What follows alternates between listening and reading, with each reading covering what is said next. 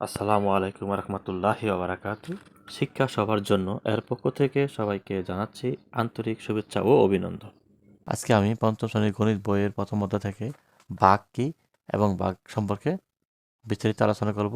কাজেই আজকের ভিডিওটি সম্পূর্ণ দেখলে বাঘ সম্পর্কে জানতে পারবে এবং বাঘ কীভাবে করতে হয় তাও জানতে পারবে ইনশাল্লাহ। বাঘ কি? বাঘকে ইংরেজিতে বলা হয় ডিভিশন।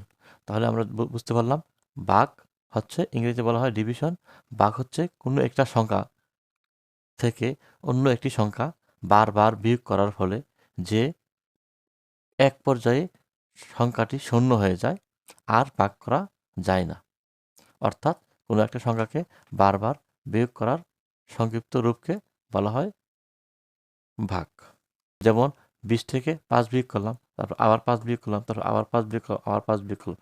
এক পরে দেখা গেল যে কি এখানে ফলাফল শূন্য হয়ে গেল।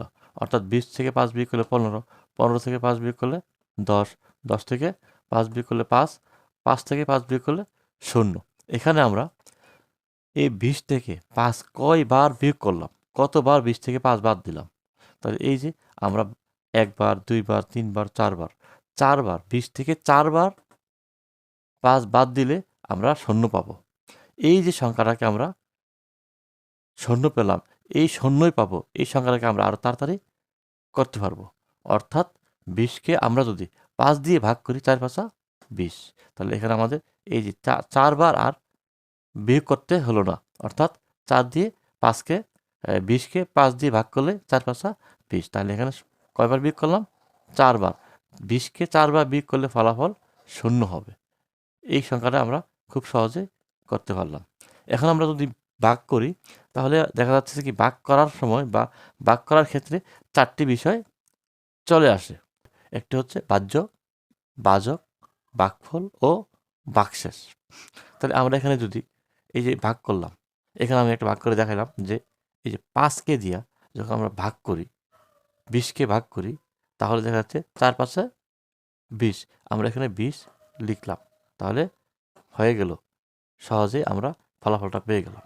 তাহলে এই যে সংখ্যাকে আমরা ভাগ করলাম, 20কে ভাগ করলাম, যে একটা সংখ্যা দিয়ে আমরা 20কে ভাগ করছি, ভাগ করার পর আমরা একটা ফলাফল পেয়েছি এবং ফলাফলের শেষে আমরা আরও কোনো সংখ্যা পাইনি। তো এখানে আমাদের 4টি শব্দ রয়েছে। একটি হচ্ছে কি বাহ্য, আবার হচ্ছে কি ভাজক, ভাগফল, ভাগশেষ। তাহলে এই যে আমরা 20কে ভাগ করলাম, আমরা একটু লিখি। এখানে এই 5 হচ্ছে ভাজক, 20 হচ্ছে ভাজ্য, এই 4 হচ্ছে ভাগফল, এই 0 হচ্ছে ভাগশেষ। অর্থাৎ ভাজক, ভাজ্য, ভাগফল ও ভাগশেষ। তাহলে ভাজক কোনটা? ভাজক যে সংখ্যাটা দিয়ে আমরা ভাগ করি। এই যে 5কে দিয়ে 20কে ভাগ করলাম, তাহলে 5 হচ্ছে ভাজক। আবার যে সংখ্যাটাকে ভাগ করলাম, এই যে সংখ্যাটাকে ভাগ করলাম, 20কে ভাগ করলাম, এই 20 হচ্ছে ভাজ্য। এবং ভাগ করার ফলে যেই ফলটা পেলাম, এই যে ফলটা, এটাকে বলে ভাগফল। এটা হচ্ছে ভাগফল। ভাজক দিয়ে ভাগ করার ফলে যে ফলটা পাওয়া যায় সেটা হচ্ছে ভাগফল। আর ভাগ করার পর যা থাকে, এখানে দেখা যাচ্ছে কোনো সংখ্যা নাই, কিন্তু শূন্য। যদি কোনো সংখ্যা থাকে সেটা হবে ভাগশেষ। তাহলে এখানে আছে কত? শূন্যকে আমরা ভাগশেষ ধরতে পারি, মানে ভাগশেষ শূন্য, মানে কোনো কিছু নাই। এখানে যদি কিছু থাকতো, এক বা তার বাইরে কোনো সংখ্যা থাকতো, যে কোনো সংখ্যা থাকবে সেটা হচ্ছে শূন্য ব্যতীত যে কোনো সংখ্যা থাকে সেটা হচ্ছে ভাগশেষ। এখন ভাগ করতে গেলে আমরা এর মধ্যে কি আমরা 2 ভাবে ভাগ করতে পারি।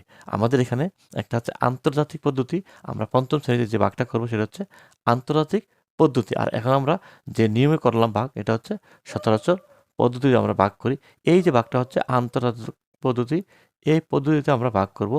আন্তর্জাতিক পদ্ধতিতে ভাগ করতে হলে ভাজকের উপরে টান দিয়ে আমরা বরাবর ভাগফলটা লিখব। এইটা নিয়মটা হচ্ছে আন্তর্জাতিক পদ্ধতি। এখন ভাগ করতে গেলে 2টি বিষয় আছে। একটা হচ্ছে নিঃশেষে বিভাজ্য, একটা হচ্ছে নিঃশেষে বিভাজ্য নয়।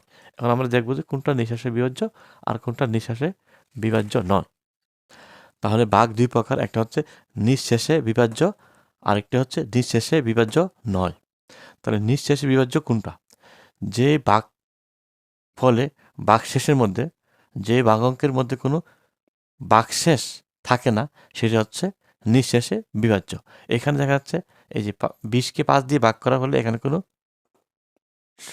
বাকশেষ নাই, অর্থাৎ শূন্য ব্যতীত অন্য কোনো সংখ্যা নাই, তাহলে সেটা হচ্ছে নিঃশেষে বিভাজ্য, এখানে কোনো সংখ্যা থাকে না।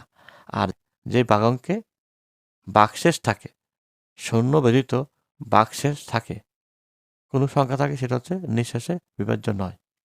তাহলে আমরা আজকে ভাগ কি, তারপরে ভাগকে ইংরেজিতে কী বলে, ডিভিশন, এবং ভাগ করতে গেলে আমাদের কী কী জানতে হবে সেই জিনিসগুলো, বাহ্য, বাচক ও ভাগফল, বাহ্য, বাচক, ভাগফল ও ভাগশেষ, এই সংখ্যাগুলো আমাদেরকে মনে রাখতে হবে। আশা করি ভিডিওটি ভালো লাগলে অবশ্যই লাইক এবং সাবস্ক্রাইব করে পাশে থাকবে। আল্লাহ হাফেজ।